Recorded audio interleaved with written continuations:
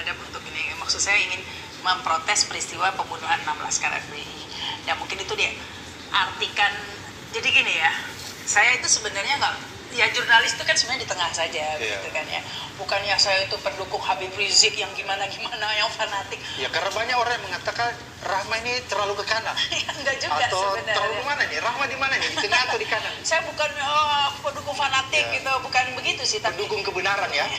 ya, karena menurut saya ya kita bisa aja, banyak orang mungkin nggak suka, ada yang nggak suka, lawan-lawan politik yang nggak suka dengan Habib Rizik, ya menurut saya sah saja ya, ada yang suka, ada yang nggak suka, itu sah-sah saja. Tapi kalau ada pembunuhan yang dibiarkan begitu saja, 6 orang, 6 pemuda begitu, dan kemudian hanya karena alasan tidak suka atau apa kita diam saja, nah itu yang menurut saya tidak bisa dibenarkan. Saya nggak bisa mengerti orang yang diam saja dengan peristiwa itu, karena menurut saya bagaimana bisa orang ditembakin seperti itu di pinggir jalan gitu. Dianggap binatang ya? Iya, kalaupun mereka melakukan kesalahan, apakah seperti itu pengadilan? Jadi saya wujud protes saya waktu itu, memang saat itu status saya tenaga staf ahli MPR begitu ya, staf ahli MPR, dan mungkin sebenarnya. Jadi naluri jurnalisnya Rahma itu yang keluar. Biarkan saja menimpa mereka kan, kalau ini dibiarkan orang bisa ditembakin di pinggir jalan gitu kan, tanpa alasan yang jelas, bisa saja nanti menimpa orang-orang terdekat kita kan, seperti itu harus berpikirnya. Jadi akhirnya tanpa pikir panjang waktu itu, terus terang saya nggak birukannya, langsung saya mengatakan ini benar-benar Wakanda gitu ya, karena kan waktu itu lagi ngetren ya film. Dulu Wakanda belum populer banget sih waktu itu kan. Populer kan sama Anies sekarang ya. Konoha ya. Jadi waktu itu baru memang film Wakanda baru rilis gitu ya. Jadi ini kejadian tahun habis pemilu 2019 gitu kan. Ya akhirnya saya posting langsung salah satunya memang banyak kejadian ya. Sila pertama ketuhanan yang berkebudayaan begitu ya kalau versi, karena waktu itu kan pernah sempat ada pembahasan seperti itu ya. Jadi menurut saya itu hanya murni kritik, bukan untuk menghina atau apa. Tapi kemudian ya biasalah buzzer ya, buzzer itu digoreng dengan sedemikian banyak. Buzzer itu sangat ini, karena yang saya hadapi ini kan waktu itu FPI. FPI itu kan kayak dulu tuh kayak musuh negara banget gitu kan namanya. Jadi karena mereka langsung diserang buzzer kan? Iya, karena semua orang tahu ini background story-nya untuk mengkritisi itu kan. Jadi saya benar-benar Facebook saya hilang. Udah di take down karena Mass Report kan. Mass Report, Instagram juga habis. Dan kemudian mungkin kebetulan saya kan staf ahli MPR.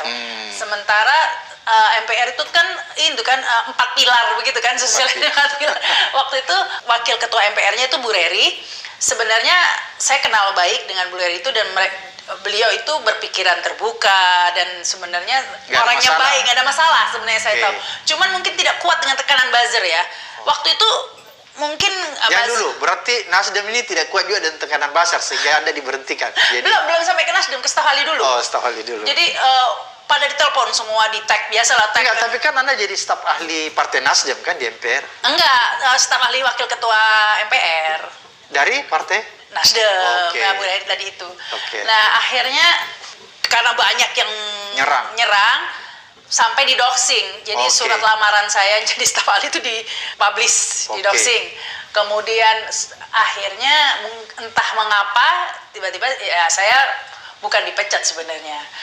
Saya tahu diri lah daripada posisi Bu Reri. Saya ralat netizen, Rahma tidak dipecat, saya salah menggunakan tadi istilah. Ya itu istilah ini sih, istilah buzzer sebenarnya, bukan dipecat ya. Karena jadinya nggak enak loh kalau browsing nama saya di Google itu, Bang.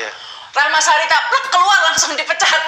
Padahal nggak dipecat ya. Jadi one click away dipecat begitu ya. Jadi sebenarnya bukan dipecat, tapi saya tahu diri karena saya tidak ingin waktu itu wakil ketua MPR-nya Bu Reri itu dalam posisi yang nggak enak. Nggak mau gaduh ya? Nggak mau gaduh. Jadi di grup saya bilang udah saya mengundurkan diri saja daripada rame. Saya bilang begitu. Oh iya rame.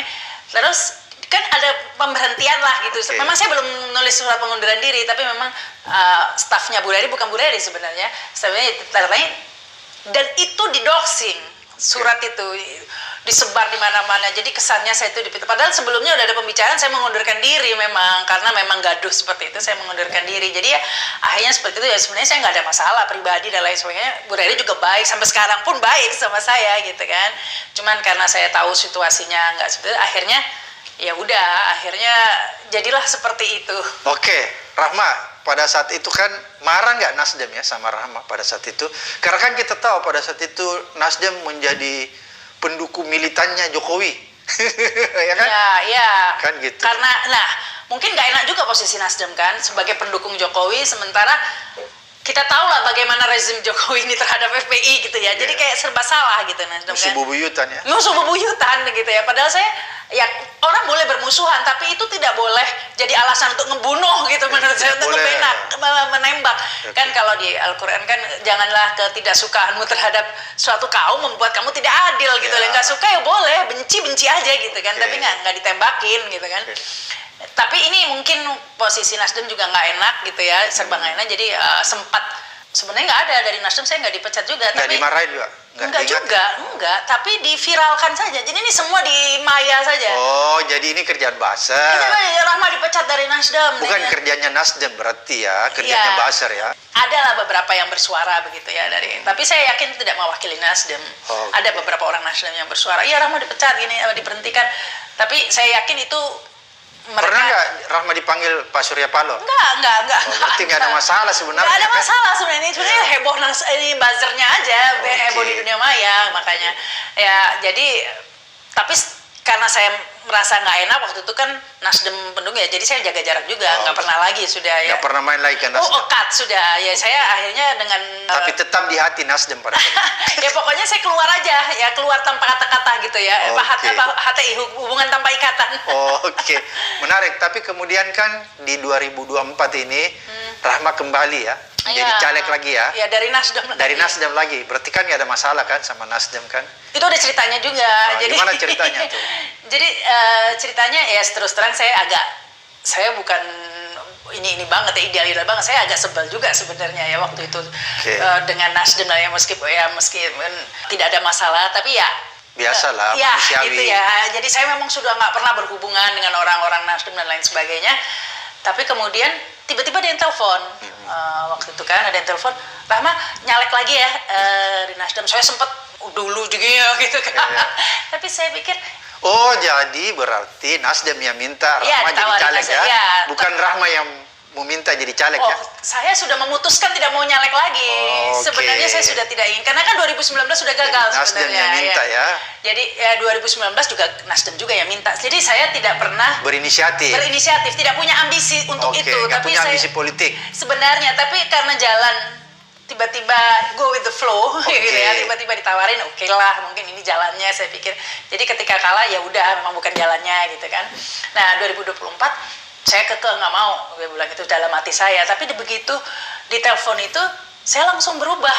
Kenapa? Saya pikir Nasdem kan sekarang pendukung Anies gitu kan. Jadi Rahma mau dan berubah karena Rahma lihat Nasdem sudah tidak di Jokowi. bukan masalah Jokowi. Berapa kali saya bilang saya bukan pembenci Jokowi, saya membenci ketidakadilan. Rahma tetap cinta sama Jokowi kan. Pokoknya yang keadilan ya. Pokoknya Rahma melawan ketidakadilan itu saja. Jadi ya kebetulan pelaku ketidakadilan yang paling besar selalu penguasa, karena rezim kan begitu. Jadi wajar lah kalau saya melawan rezim kan. Karena memang yang bertanggung jawab atas ketidakadilan itu biasanya rezim kan. Jadi kita clearkan netizen, Rahma tidak membenci pribadi Jokowi ya. Ya pastinya ada. Hanya ketidakadilan dan keserakahannya saja yang membuat saya ini kan. Dan tapi ketika Nasdem kemudian berubah mendukung Anies, saya pikir dan berpisah sama Jokowi. Iya, dan berpisah sama Jokowi. Goyang saya yang tadi tekad saya, saya nggak mau lagi nyalek gitu kan. Langsung mau. Ya. Saya pikir apakah ini jalannya lagi-lagi gitu kan, kita ya apakah ini pertanda gitu kan, ya akhirnya saya oke. Berarti Rahma ini diminta oleh Nasdem untuk caleg untuk kedua kalinya. Dengan syarat saya nggak mau lagi di dapil saya 2019 di Jawa Timur, karena terlalu jauh anak saya kan, saya nggak mau meninggalkan keluarga. Jadi saya bilang, nah ini hebat, saya terima kasih juga sama Nasdem ya, terus terang dalamnya, karena benar-benar permintaannya diikutin. Bukan, terbuka gitu ya pemandangannya ya. Bahkan tidak ada, ya memang politik harus gitu, nggak ada baper dan lain sebagainya. Saya langsung diterima setelah lama anak hilang ini. Anak hilang. Begitu balik semua hangat menerima dengan baik. Jadi saya berterima kasih, dan ketika itu bahkan saya ditawari nyalek lagi dan boleh memilih dapil. Tadinya saya memilih Jakarta Timur, tapi lama-lama saya pikir itu 6 kursi saya pindah ke Tangerang karena dekat Dekat rumah ya? Dekat, ya, dan itu. Jadi Nasdem menurut saya bisa menerima perbedaan lah. Jadi saya lebih nyaman begitu. Oke, menarik tadi nih yang Rahma katakan bahwa mau karena Nasdem terbuka ya, lebih baik, lebih bersahabat. Kemudian karena Nasdem sudah tidak sama Jokowi tapi sama Anies. Apa yang membuat Rahma ini jatuh cinta sama perubahan? Udah jangan pusing, trade in aja HP lamamu di Erafone. Syaratnya nggak ribet. Pertanyaannya tepat, apa yang membuat jatuh cinta sama perubahan? Bukan Aniesnya ya? Iya, saya sebut perubahan. Iya, saya bukan jatuh cinta sama Anies. Iya. Tapi ide perubahannya Iya. ya. Tadi seperti saya katakan tadi yang kemarin ya, karena ya itu yang diharapkan ya. Semua orang menginginkan perubahan. Saya kira itu di mana-mana perubahan itu selalu sunatullah perubahan itu. Sunatullah. Dari zaman dinosaurus dulu memang kita harus berubah, nggak bisa mengandalkan status quo atau yang dulu ya. Waktunya berubah memang begitu, dan kondisinya saat ini juga sangat membutuhkan perubahan kalau kita mau jujur kan. Ini menarik ya, kalau saya amati perjalanan Rahma ini kan luar biasa ya. Jarang nih perempuan yang begini vokal, kritis di media sosial. Saya nggak seberani Rahma. Ya, Anda juga dong speak up Gitu. gitu ya. Itu banyak kritikannya Rahma itu kepada rejim yang membuat telinga jadi merah ya. Salah satunya ketika Rahma membacakan puisi berjudul Bajingan. Itu gimana itu Rahma? Oh ya, puisi. Ya karena waktu itu susah ya untuk, waktu itu ada kasus Rocky Gerung yang Jadi jangan dulu, puisi itu ditujukan mengkritik rejim ya? Iya, rejim pemerintah ini ya? Iya, rejim pemerintah. Waktu itu ada kasus Rocky Gerung ketika mengkritik secara langsung akan berhubungan dengan hukum, akan berurusan dengan hukum. Mau dikriminalisasi. Iya, sehingga saya memilih jalan puisi. Ya. Karena menurut saya lebih aman. Masa Oke. orang nggak boleh berpuisi gitu kan. Nah, akhirnya itulah saya kemas dalam bentuk puisi lagi. Karena kalau bentuk lainnya nanti bisa bermasalah kan gitu kan. Masalah dengan undang-undang ITE. Ya, akhirnya dalam puisi tanpa sebut nama sama sekali. Jadi Itu kan alhamdulillah. keras sekali tuh puisinya. Tapi kan nggak ada nama sama sekali gitu ya. Meskipun ada Mahkamah Konstitusi itu saya menyebut. Jadi itu kegelisahan Rahma ya, melihat ketidakbenaran Ya, sehingga lahirlah puisi itu ya. Ya, sebagai Itu protes lah. puisi Rahma yang buat sendiri. Iya, ya. Saya sebenarnya memang suka menulis puisi gitu. Jadi Rahma ini suka menulis puisi ya, tapi Ya, puisi suka. itu selalu temanya kritik sosial ya. Enggak juga sih. Ada cinta. Banyak, cuma kan Oke. sekarang lagi politik yang lagi digandrungi. Oke. Tapi sehingga yang dirilis itu yang politik, yang kritik sosial ya. Karena menurut saya kalau kritik sosial itu lebih menyangkut hajat hidup orang banyak lah pastinya kan. Rahma, kita kembali. Ini kan kalau kita lihat Rahma minta maaf belum berhasil nih. Nggak usah minta maaf lah. Belum berhasil menembus Senayan. gagal Gagal. nyalek. Caleg gagal.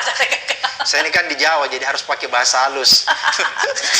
Jadi gagal ya, nggak berhasil lah. Menurut saya belum berhasil. Kira-kira menurut Rahma apa yang terjadi di dunia politik kita ini sehingga orang-orang yang kan ini banyak orang-orang yang kayak Rahma nih, yang kritis, yang punya kemampuan sebenarnya menjadi anggota legislatif, tapi itu selalu terlempar. Dan yang lolos adalah orang-orang yang sebenarnya orang yang biasa-biasa saja, slow-slow aja, tidak punya jejak gitu ya, tidak kritis dan lain sebagainya. Tapi itu yang berhasil menembus Senayan. Apakah memang dunia politik kita ini sudah semakin parah, sudah semakin pragmatis dan sudah semakin transaksional? Silakan Rahma cerita. Jadi ini sebenarnya pertanyaannya, ini temanya kegagalan nyalek. Bukan gagal, belum. Nggak apa-apa lah, masa kesuksesan terus yang dibicarakan? Karena kegagalan itu banyak pelajarannya juga di balik kegagalan itu kan. Oke. Saya banyak memperoleh pelajaran. Jadi ya, kan saya nyalek 2 kali ya. Sebenarnya gagal itu 2 kali ya. Dua-duanya dari Nasdem kan? Dari Nasdem 2019 itu saya merasakan benar-benar perbedaan antara pemilu 2019 dengan 2024. Jadi sebenarnya saya meskipun nyalek 2 kali, tapi kan saya jurnalis, ngikutin pemilu ini dari awal sebenarnya. Jadi beda banget ketika reformasi dulu baru-baru pemilu. Tahun 99 ya? Ya, tahun 99 ya? Iya, pemilu. Itu beda banget, itu benar-benar menurut saya itu orang belum ngerti cara main ya. Yang lolos memang benar-benar murni. Dan masih demokratis. Masih sangat diakui oleh dunia loh itu hari. Iya. Dan yang lolos caleg-calegnya itu bisa dari kalangan-kalangan meskipun yang nggak punya uang, yang apa itu masih bisa lolos. Artinya orang yang lolos adalah orang yang kredibel. Iya, benar-benar hasilnya itu memang murni. Nah, di 2019 itu meskipun sudah distorsi, tapi masih Masih Jadi, ada tersisa. Iya, jadi kita ini going down ya, Oke. benar-benar. 2019 itu saya di Jawa Timur benar-benar nggak pakai amplop. Nggak pakai Karena duit ya? nggak pakai duit, selain karena nggak ada duitnya juga, cuman saya memang menurut saya saya keliling, benar-benar keliling. Ingin mengedukasi ya? Iya, dan itu diterima ya, meskipun secara pendidikan di Jawa Timur banyak, saya karena di kampung-kampung ya, banyak yang, tapi dengan bahasa yang sederhana mereka bisa ya. Dan terbukti suara saya itu sebenarnya lumayan signifikan. Jadi saya hanya kalah 2.000 suara lah sama yang lolos waktu itu kan. Dan Nasdem dapat 2 kursi loh di situ ya. Dari Jawa Di Timur ya? Iya, ada tim 2. Nah, tapi bukan saya gitu aja masalahnya. Tapi tidak masalah, saya cukup bahagia bisa mengantarkan akhirnya ada Kursi dari Nasdem. ya 2 begitu ya. Dan tapi waktu itu terlalu melelahkan memang ya, karena saya harus keliling, jadi saya keluarga ditinggal, jadi saya bilang enough, saya nggak mau lagi nyalek. Tapi kemudian yang 2024 ini beda sekali, karena di 2019 ini hari ini coblosan, sore itu sudah ketahuan loh suara kita berapa, karena kan saksi-saksi banyak yang moto, jadi kita udah tahu nih hasil suara berapa. Untuk clearnya itu jam 8 malam itu sudah tahu tuh saya daerah kecamatan ini berapa, sudah ada laporan dan sudah jelas gitu, jadi jelas. Kalau 2024 jangan-jangan sampai hari ini pun saya nggak tahu sebenarnya suara saya berapa. Jadi yang saya tahu itu saya nggak lolos gitu saja, karena si rekap, ya tahu sendirilah si rekap ini ya, angkanya itu lucu-lucuan Bang, si rekap itu. Apalagi yang paling lucu itu sebenarnya DKI 2. Itu ada tiba-tiba 200.000 suaranya gitu. Nanti berapa menit kemudian 4.000 turun. Bisa dari setiap TPS berubah-berubah ya? Berubahnya yang nggak masuk akal tapi. Jadi bukan yang ini. Jadi termasuk juga tadinya saya masih ngikutin si rekap tuh. Tadinya ada 15.000, 20.000, tiba-tiba 5.000, 2.000 gitu. Jadi naik turun, padahal TPS yang dihitung semakin banyak persentasenya. Sampai akhirnya ditutup kan si rekapnya. Ketika nggak bisa diakses lagi. Masalahnya ketika si rekap ini nggak bisa diandalkan, tentunya yang bisa diharapkan itu adalah C1-nya kan ya. Masalahnya itu penghitungan 2024 ini untuk pileg itu terakhir, jadi selesai jam 2 pagi. Jam 2 pagi, sehingga nggak ada yang menyaksikan. Banyak yang udah pulang tuh saksi-saksi itu. Yang ada hanya penyelenggaranya sama saksi partai yang tanda tangan kan.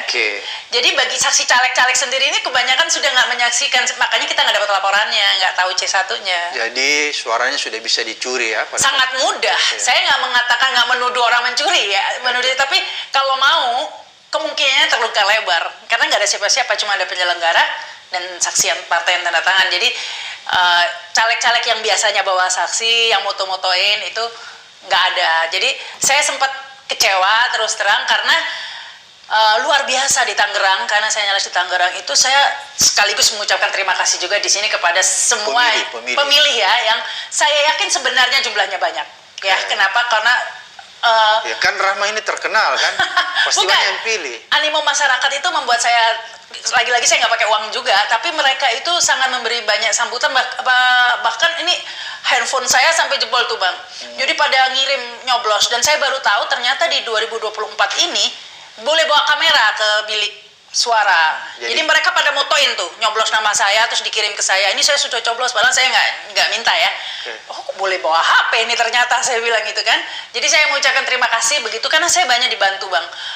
Buruh di Tangerang itu juga saya ikut sosialisasi dan banyak bantu, banyak kalangan yang bantu saya, apalagi ketika saya tampil di JIS itu Bang.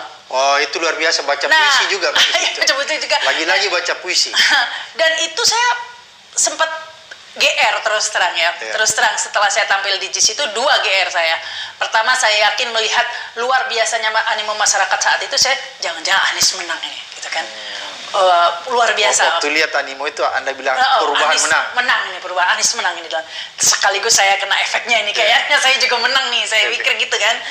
Karena memang luar biasa Bang, dan yang menghubungi saya luar biasa. Jadi bahkan teman-teman Metro TV itu kan disiarkan langsung di Metro TV, itu ratingnya tertinggi sepanjang sejarah Metro TV, bahkan lebih tinggi dari rating waktu tsunami. Menunjukkan minat masyarakat untuk menonton kan Bang. Otomatis, wah ini pasti menang nih Anies nih, saya mikirnya begitu kan. GR lah ya kita ya, saya juga tampil di situ gitu kan, dan menurut saya itu sosialisasi yang sangat efektif gitu ya saat itu. Jadi sempat ada percaya diri dan harapan menang begitu ya. Tapi ketika tadi itu hari pertama coblosan tuh masih banyak yang bilang wah kayaknya Rama menang nih gitu. Tapi kemudian semakin hari semakin turun tuh saya, dan akhirnya kuncinya adalah C1 kan Bang Habib. C1 saya penasaran karena saya merasa wah ini kok suara saya segini, ini pasti C1 kuncinya gitu kan. Saya cari C1, ternyata C1-nya nggak gratis Bang. Fotokopian C1 ini bisa juta ya Bang ya per kecamatan. Saya ditawari 5 juta, kalau mau C1 bayar 5 juta per kecamatan. Nah itu ada berapa kecamatan ya kan. Saya bilang wah ini kayaknya, dan saya sudah saking panasnya nih, saya udah mau beli tuh Bang. Saya ingin tahu suara saya sebenarnya berapa, karena si rekap nggak bisa diandalkan dan saya nggak punya saksi kan. Saya mau beli, tapi saya pikir ini penghitungan jam 2 ya. Jangan-jangan kecurangan sudah terjadi sejak di TPS. Jadi kan itu yang dicoblos-coblos itu kan udah dibuang Bang. Iya betul. Cuma C1 ini itu pun sudah direkayasa, jadi sudah dirubah ya. Udah dirubah, jadi yang ada saya ngeluarkan duit lagi, dia tetap kalah juga gitu kan. Saya bilang, nggak rasional. Saya bilang saya lepas aja deh. Tadi sudah sempat tergoda tuh Bang mau beli. Jadi ini caleg-caleg lain pasti punya pengalaman yang sama dengan saya. Ini pasti ditawarin C1 juga kan. Karena C1 itu jadi barang transaksional. Pada jadi the most wanted, udah kayak saya bilang kayak beras langka gitu, dicari-cari gitu. Jadi pada cari C1 semua. Jadi kuncinya itu, tapi ternyata saya lepas aja, karena saya curiga jangan-jangan udah dari TPS sudah dirubah, jadi percuma juga saya cari C1. Akhirnya saya terus terang nggak tahu suara saya berapa nih Bang, malas ngecek juga, and I don't care anymore. Oke, menarik apa yang disampaikan Rahma ini, memperlihatkan kita bahwa ada kecurangan yang sistematis ya, terstruktur dan masif. Bukan kecurangan, sistemnya memang dibuat terbuka.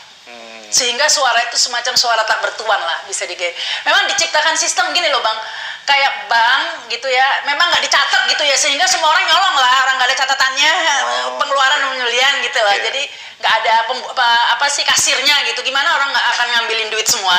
Emangnya semua orang jujur kan, nggak juga. Jadi sistemnya emang diciptakan supaya orang bisa curang. Saya nggak menuduh siapa-siapa curang, tapi sistemnya seperti itu, sangat mudah kalau mau curang, geser-geser suara itu dari, apalagi sesama partai lebih gampang lagi ya, karena kan saksi partai masih ada di situ ya. Itu sangat mudah, terbuka lebar gitu loh. Berarti Rahma itu hari tidak menggunakan saksi individu ya, saksi partai ya? Nggak ada, dan banyak caleg lain yang nggak menggunakan karena ya tadi tuh sudah pada pulang, apalagi yang emak-emak gitu. Jadi yang, nah ini mungkin pelajaran, nggak tahu bener nggak tahu nggak, saya ngasih tahu ini. Lebih baik bekerja sama dengan penyelenggara, kata orang-orang, kata caleg-caleg itu, karena penyelenggara kan pasti ada di situ. 1 kali 24 jam ya? Iya, nggak akan pulang dia, dan itu kan side job tambahan, kan dia juga ada kayak KPPI, ada pengetahuan was, ini saya dapat informasi juga. Jadi mereka-mereka yang berhasil, yang punya tahu itu, mereka sudah ada hubungan baik, saya mengatakan hubungan baik begitu ya. Jadi dia menggunakan penyelenggara pemilu. Karena kalau saksi emak-emak, saksi masyarakat udah pulang Bang. Udah capek ya? Dibayar berapa? Disuruh jam 2 pagi di situ kalau nggak memang KPPS atau memang dia udah digaji di situ. Nah, itulah yang bisa menyelamatkan suaranya. Tapi yang enggak, ya suara tak bertuan lah, bancakan itu suara, jadi bocor kemana-mana gitu. Ya saya nggak tahu suara saya berapa, terus terang nggak tahu. Tapi saya sempat merasa percaya diri, sehingga saya ingin mengucapkan banyak terima kasih. Kalaupun outputnya nggak ada gitu, tapi saya yakin banyak masyarakat Tangerang yang milih, jadi saya sangat berterima kasih. Dan saya mengucapkan selamat bagi yang terpilih, terutama yang dengan cara memang benar-benar berjuang, karena banyak juga Bang caleg-caleg yang memang sudah 2 tahun berjuang sosialisasi, jadi nggak semuanya curang Bang, nggak fair juga bilang begitu. Banyak juga yang memang mereka berjuang sosialisasi turun sampai berapa tahun sebelumnya, itu banyak. Tapi banyak juga yang curang. Itu juga banyak. Jadi saya ingin mengucapkan selamat khusus bagi yang memang sudah bekerja keras, nggak mengandalkan bom-boman di hari terakhir ya. Saya ucapkan selamat ya bagi yang terpilih dengan cara yang bijak ya, cara yang bermartabat gitu. Oke, berarti pemilu kali ini menurut Rahma sebagai orang yang turut terlibat di dalamnya sebagai caleg adalah pemilu tercurang dan tidak bermartabat. Semakin tahun semakin gila-gilaan, dan ini yang tergila, orang sampai nggak tahu suaranya berapa. Itu sudah dulu mungkin pencurian suara terjadi, dulu pencurian 1000, 2000, kalau sekarang perampokan suara udah. Jadi levelnya itu selalu naik gitu Bang. Saya khawatir ke depannya semakin parah lagi, jadi makanya saya pikir apakah perlu dibikin semi terbuka saja begitu. Jadi ya udahlah partai yang menentukan gitu daripada curi-curian seperti ini gitu. Karena kalau seperti ini ibaratnya melibatkan rakyat jadi pencuri juga ya. Iya, Kira-kira pendidikan politik yang seperti itu juga. Tapi masih banyak juga rakyat yang sebenarnya memilih secara jujur bukan karena uang. Buktinya 2 kali saya ikut pemilu Bang ya, tanpa uang. Terutama yang 2019 saya dapat suara yang signifikan tanpa uang. Berarti sebenarnya masih banyak yang masyarakat yang jujur itu. Saya dapat 23.000 suara yang 2019. Yang menang 25.000 Bang, saya kalah 2.000 ya. Dan itu tanpa uang ya. Berarti ada 23.000 orang yang mau memilih tanpa ada imbalan uang. Oh, jadi optimisme Rahma ini bahwa masih ada rakyat yang sistemnya yang jahat, bukan rakyatnya.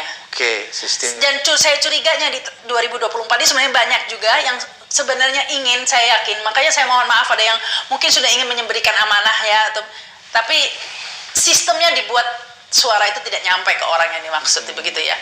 Tapi orang yang mau memilih tanpa uang, saya percaya Indonesia masih banyak. Nggak semua hanya duit, nggak, transaksi nggak banyak. Saya sudah mencoba 2 kali ya Bang ya, dan itu benar-benar murni, saya bisa dicek itu nggak ada itu amplop dari Rahma, itu nggak ada amplopnya ya? Serangan fajar ya. Tapi kalau sosialisasi itu memang kadang-kadang kasih jilbab, memang gitu sih Bang, untuk menghibur ya biasa itu. aja tuh. Ya, ada souvenir, cenderamata ada saya kasih itu. Tapi serangan fajar itu tidak ada sama sekali, 1 lembar pun itu nggak ada serangan fajar saya di 2009, dan buktinya banyak. Berarti kan orang Indonesia masih banyak, dan 2024 ini sebenarnya masih banyak juga Bang. Mbak Rahma, ada yang mengatakan bahwa katanya kalau orang caleg dari Nasdem itu kan dikasih sesuatu untuk bisa kampanye, membiayai kampanye. Ada nggak kontribusi yang diberikan? 2019 ada dibantu, itu ada beberapa pihak yang bantu. 2024 ini kayaknya karena oposisi ya, kayaknya kekurangan dana ya. Dan saya itu yang optimis juga. Anies dapat katanya berapa, 24% ya? Iya. Berarti ada 24% menurut Indonesia tanpa uang, karena Anies nggak ada duitnya juga kan? Kenapa Rahmat tahu bahwa Anies tidak ada duitnya? Kan ini kan sama-sama itu capres Sufi, saya caleg Sufi, sulit finansial. Jadi berarti orang Indonesia mau ada 24% orang Indonesia yang bisa memilih tanpa ada imbalan bansos dan lain sebagainya. Bukan karena bansos, ya kan? Kita optimis mestinya. Jadi berarti kalau begitu tadi Rahma bilang sistemnya ya, yang tidak mau, rakyatnya sebenarnya banyak yang baik, tapi sistemnya. Berarti kalau sistem di situ ada penyelenggaranya ya, yang bermain ya. Itu semuanya dari awal ya, makanya dibuat si rekap error gitu. Jadi kan nggak ada monitor. Kita gimana bisa monitor, bisa nggak tahu. Sementara C1-nya kan untuk ngecek, C1-nya hilang, langka. Jadi ya memang dibuat sedemikian rupa ya, sehingga bisa terjadi manipulasi. Ya, kondisi politik. Mulai dari si rekap dan lain sebagainya. Iya, meskipun jadi ya saya nggak kecewa karena saya pengalamannya, pelajarannya. Pelajaran jadi, berharga ya. Iya, pelajaran berharga. Dan sampai saat ini pun saya masih berharap ya, meskipun hasilnya seperti ini, tapi saya masih yakin ini semua ada manfaatnya lah, ada hikmahnya ya? Karena belum selesai juga ya, meskipun Nasdem sudah mengakui menerima ya, tapi tetap kan sebenarnya musuh kita itu sebenarnya bukan Prabowo Bang. Siapa? Ketidakbenaran ya? Musuh kita dinasti politik. Dinasti politik. Siapa kira-kira? Gibran dong kalau begitu, dinasti politik. Jadi anak haram konstitusi. Jadi itu musuh kita. Ini langkah manuver Nasdem ini menurut saya juga jangan dilihat secara sederhana seperti itu. Wow, dan dukung, belum tentu. Oh, jadi Rahma ingin membela nih bahwa jangan orang langsung menghakimi Nasdem bahwa apa nih Nasdem belum apa-apa. Belum tentu, jangan lihat dulu. Ini kan masih ada proses MK, hak angket, lain-lain sebagainya. Berarti Rahma mau katakan Nasdem ini masih ikhlas mendukung penuh Anies Baswedan sampai saat ini, belum meninggalkan. Kira-kira seperti itu. Sekali lagi bukan Aniesnya lagi ya. Ini saya kenal ordal lah, orang dalam Pak Surya. Pak Surya saya tahu dia memang Pak Surya itu masih mempunyai visi, prinsip seperti itu, bukan nggak pragmatis seperti itu, meskipun kesannya seperti itu, tapi masih ada. Sempurna tentu tidak ya, saya nggak ingin menjadi seperti penjilat bilang sempurna gitu, nggak sempurna, tapi masih ada, masih bisa diharapkan. Berarti Nasdem masih bisa diharapkan bahwa masih punya idealisme dalam masih ada idealisme, saya percaya. Nggak, istilahnya gini loh Bang, iya gitu, tapi nggak akan gitu-gitu banget gitu. Tidak terlalu buruk ya? Bukan terlalu buruk, meskipun nggak sempurna. Berarti kalau tidak terlalu buruk, berarti Rahma masih punya harapan besar dan masih yakin bahwa Nasdem juga masih mendukung penuh dan mendorong hak angket. Ya mudah-mudahan, bukan hanya hak angket ya.